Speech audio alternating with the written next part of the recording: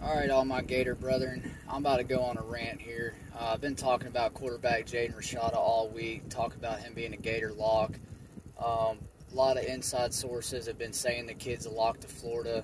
The money was met and exceeded what he was offered by the Gator guard. All the big boosters put up the money they were supposed to get this kid done. All the stipulations the family wanted were met and exceeded. This has all become about greed now. NIL is a joke. It is destroying college football. Florida is going to be in college football purgatory in the cellar for years to come if we don't land this kid or sign a top 5 class in recruiting. To me, if we don't land this kid or get a top quarterback recruit in this class, this recruiting class is probably going to barely squeak in the top 10. It's going to suffer greatly. It's a bad PR move, bad perception. It's just bad PR all around.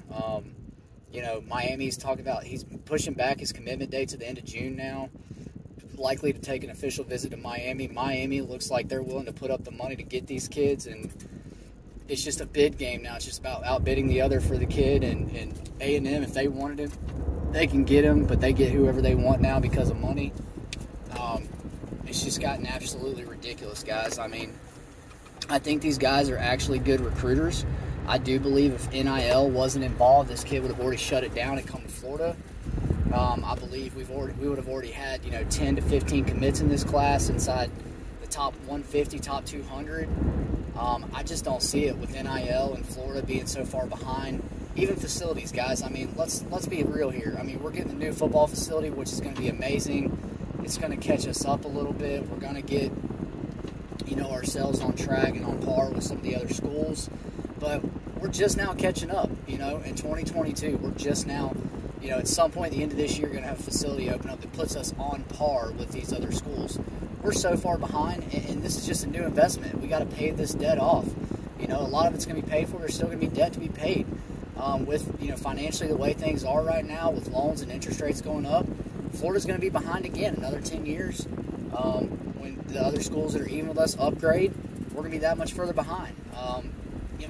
Being a Gator fan, it's been such a letdown for so long with the hires we've made, with the athletic directors and everything going on in Florida, the perception around the school. I mean, it's just one bad hit after another.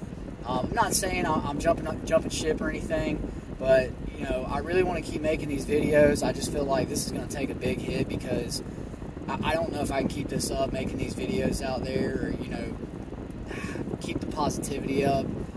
I'm always going to be a Gator. I'm always going to pull for them. I might just step back a little bit more casually, following things with recruiting and stuff, and just focus on the team itself, focus on videos on the games, breaking down the games and stuff like that. Because recruiting's my go-to. I love recruiting. But, man, it's just left a bad taste in my mouth. I hope we get it done. And again, that's why I make this show, so we can relate. I can relate to the fans out there because I'm just a fan myself, just a regular guy like y'all. But man, it's just one of them things. It gets so hard to stay positive when you hear this news like this. And the NIL is just ruining college football. I just think it's going to be, again, there might be some teams out there now. I think you're going to see a shift. I do think the teams with the most money are going to be the teams that win and win national championships. And I do think there's going to be some new teams show up. Heck, I hate to admit it, but over the next couple of years, if Miami keeps putting up the money, they might be up there. Florida State, they're going to be in the cellar. They still suck. Their recruiting's trash. They don't have the money to put up and do anything to get any players. Their recruiting still sucks. I do think Florida will be better than Florida State over the next several years and just stomp them every year. And I don't know about stomp them, but we'll beat them every year. But Miami's on the come up. They're getting a visit from Rashada, it looks like. I'm not 100% on that, but he pushed it back to get another official visit in, likely to Miami. It looks like they're just playing the game like the NFL free agency. He's probably got an agent that's trying to bid the price up on him. So again, end of June, hopefully we've done everything we can to land this kid. I do believe he was silently committed to us. But we've had a bunch of those. Our staff seems to be good at Twitter and posting emojis with sunglasses. We're supposed to get a commit, it never comes through. These guys are really making themselves look bad. They probably just need to stop tweeting, stop putting stuff out there.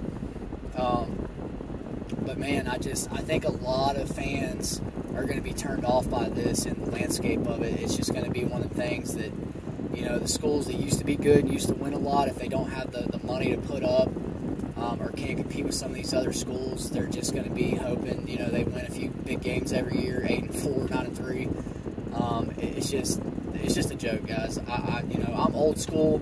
I don't like paying these kids the way they're doing it. There needs to be a whole lot more rules involved and enforced in this, whether it be the state legislature, federally. I don't care. I think all three levels, including the NCAA, need to step in and make a move now before this gets out of control. These guys are not professionals. They are college amateur athletes, and they're getting a full ride scholarship, you know, an education that most of us don't have the privilege of getting based off their athletic ability. You know, and again, there's people that I know that I went to high school with that have almost 4.0 GPAs that can't get into Florida and were Gator fans their whole life and have to end up going to Tallahassee State University where they lose to JSU. So that's just the way it is. But then a kid with a 3.5 or lower GPA based on athletic ability gets into Florida, you know, and these kids don't realize how lucky and blessed they are. So I'm hoping, you know, I'm just being emotional and being a fan right now, but again, it's disheartening to see the way this thing is starting to turn out. I hope I'm wrong. I hope we still get Jaden. I love the kid as a prospect. I think he'd be huge, and I would pull for him hardcore to Florida just like any other Gator. But we'll see. Just want to give y'all an update what was going on with his recruitment. Thanks, guys.